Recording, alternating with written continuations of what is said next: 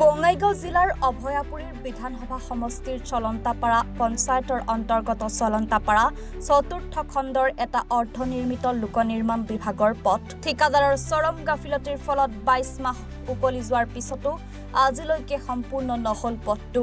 অভিযোগ মতে 1 কিলোমিটাৰ দৈৰ্ঘ্যৰ মঞ্জুৰীপ্ৰাপ্ত পথছোৱাৰ মাত্ৰ 300 মিটাৰ নিৰ্মাণ কৰি এই দায়িত্ব সামৰাৰ উপক্ৰম হৈছে।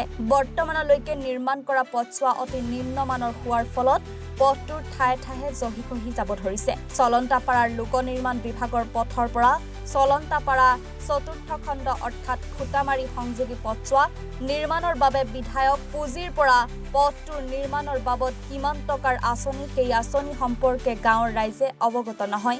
গাঁৱৰ ৰাইজে জনোৱা মতে বঙাইগাঁৱৰ ৰত্ন ডেকা নামৰ ঠিকাদাৰ গৰাকীয়ে নিজৰ খেয়াল খুচি মতে কাম কৰি আহিছে, যাৰ ফলত আজি 22 মাহ পাৰ হৈ যোৱাৰ পিছতো আজিলৈকে পথটোৰ কাম সম্পূৰ্ণ নহল। পূৰ্বৰ বিধায়ক প্ৰদীপ চৰকাৰৰ কাম কাজতো সন্তুষ্ট নহয় গাঁওবাসীয়ে অভিযোগ কৰা মতে পথছোৱা ভালদৰে নিৰ্মাণ কৰাৰ বাবে বাৰম্বাৰ জিলা আয়ুক্ত গড়কাপ্তানি বিভাগৰ বিষয়া কৰ্মচাৰীক অৱগত কৰাৰ পিছতো কোনো গুৰুত্ব প্ৰদান নকৰাত পথছোৱা নিৰ্মাণৰ ক্ষেত্ৰত চৰম গাফিলতি কৰি আহিছে সংশ্লিষ্ট ঠিকাদাৰ গৰাকীয়ে।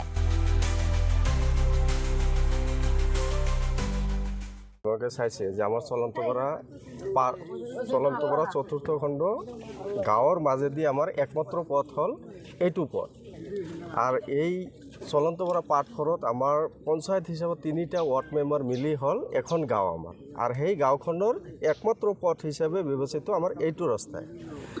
আৰ ইয়াতে মানে এনেকুৱা হল আজি প্ৰায় 2 বছৰে হল। 2 বছৰৰ পৰাই ৰাস্তাটোৰ কামটো আৰম্ভ হোৱাৰ পিছত আমি ৰাইজে খুবেই মানে আনন্দিত হলো যে এটা ভাল মানে আমাৰ এটা ইমান বছৰৰ মানে সমস্যা এটা সমাধান হৈ আছে। আমি যিখিনি পাৰোঁ ৰাইজে এই ৰাস্তাটো হোৱাৰ ক্ষেত্ৰত কণ্ট্ৰাক্টৰে হওক বা বিভাগীয় হিচাপত আমি সহযোগ কৰাৰ কাৰণে সকলোৱে আগবাঢ়ি আহিছিলোঁ।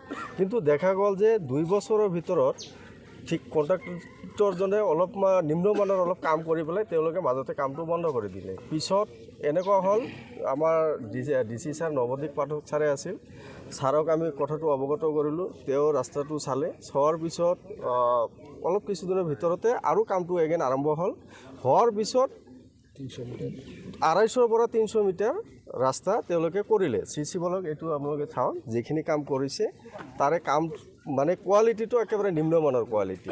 ছাইড বাম দিয়া নাই, ৰাস্তাটো আপোনাৰ যিখিনি বহল হ'ব লাগে এতিয়া ইষ্টিমেটটো আমাক ৰাইজক দেখুওৱা নাই। আনকি আপোনাৰ চাইনবোৰ্ড যিটো লগাব লাগে সেইটোও লগোৱা নাই।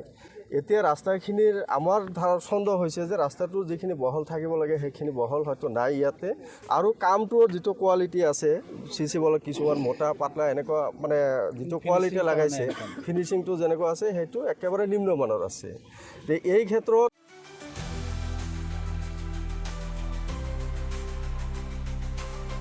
যোগীঘোপাৰ পৰা জাহিৰুল ইছলামৰ ৰিপৰ্ট, এনি ভাৰত 24।